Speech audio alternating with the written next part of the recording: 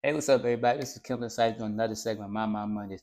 Today's some of My Mondays I just want to talk about is, so I'm not sure if like everyone's familiar with the Sonya Massey case, but I just want to like not necessarily talk about that, but just talk about the issue itself because I feel like there's a lot of things that are going on with the legislative branch that I feel like we need to work on.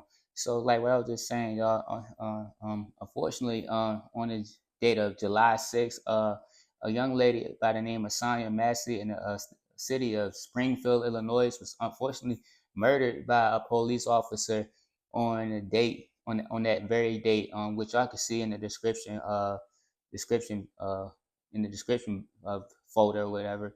And what pretty much was occurred was what she was saying was that it was because I actually just looked at the video not too long ago, which is a very sad video, but which unfortunately what occurred was what she said was there was intruders in her neighborhood or around her house, and the police went looking around and they didn't see any intruders. And then, unfortunately, when they came to her house, just talking to her, she was like, "Rebuke you in the name of Jesus." And then, unfortunately, she was murdered.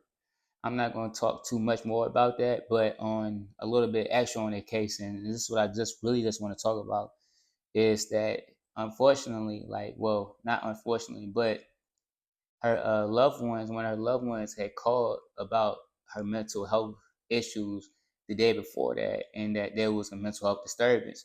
And that's what I just want to talk about because I feel like, unfortunately, like in the legislative branch, because we got to start at the head instead of at the feet of like what's the issue is that unfortunately that people that's dealing with mental health issues are being treated like criminals instead of patients.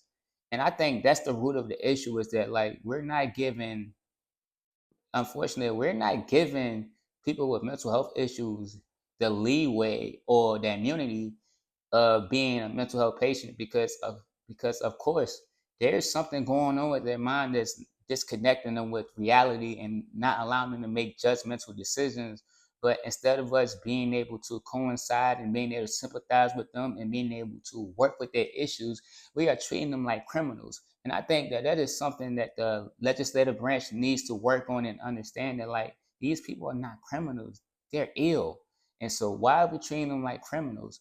And unfortunately, in a case scenario, I was actually talking to someone that I know, someone that I met.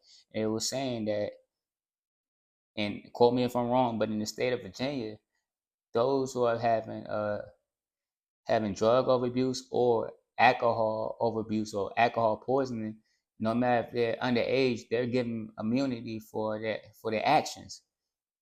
But people who are having mental health issues are not given immunity. They are determined by the court of law, which is the judge. And I'm just like, how is that possible? Why is that law is not also containing to those who are having mental health issues? Because I just feel like if someone is not in the right state of mind, you're clearly not calling law enforcement just because you want to call them because this person is having a problem. You're calling them because this person is out of control and you can't control them and they need your help. And sometimes in these case scenarios, people who have mental health issues need higher up helping and they may not even want to seek the help. So you might need someone to give you the extra push to give them the help. And and in this case of Sonya Massey, maybe her relatives tried to get her help and she was not willing to seek help. But by the law enforcement seeking violence, I don't think that was the necessary approach to being able to help out someone in Sonya Massey's case. And I just feel like that's the case with a lot of mental health patients. We are having disqualified people making decisions on people who are clearly dealing with something that they can't help themselves out with.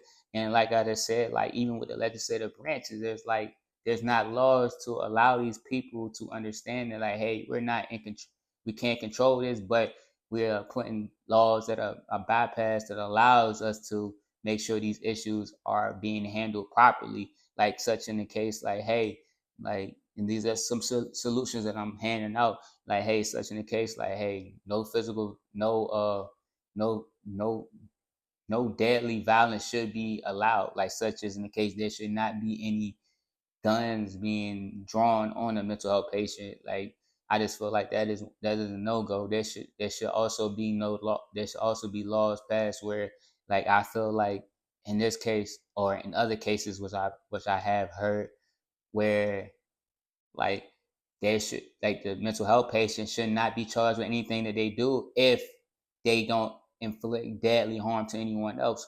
But if they do inflict deadly harm, then yes, they should be charged, but they only should be charged with certain charges. And also, like, how like the drug and alcohol law is passed down. I feel like in a similar case, like, only loved ones should be able to make that call upon, like, hey, telling them, like, if the law enforcement have been notified of, like, this person is dealing with mental health issues, because we do not want to broaden mental health issues until we don't want to broaden mental health issues just on one limited case of, like, someone goes to the court and say they have mental health issues. But I do feel like if a loved one is telling you be in advance, then there should be some consideration for that, because we don't know how that person's mind is triggered, and we don't know how that person is dealing with their mental health issues. So those are just a few solutions. But I also, like I said, like, I feel like in this case of Shauna Massey, this is a very unfortunate situation, which I feel like the legislative branch needs to make action upon protecting people, protecting those who have mental health issues. And myself, I just want to say this: mental health matters, mental health forever, mental health deserves to live, mental health deserves to stay alive, and mental health should last forever. And so, with all that is being said, y'all, just Kim Sites doing another segment of My Mondays. Hey, y'all, stop what y'all doing. I know the video is over with, but while y'all at it, like, comment, subscribe, and also follow the Instagram page. I ain't going to send y'all the link. Y'all going to see it down below. So continue to show your support. And also, I want to say, y'all have a good day.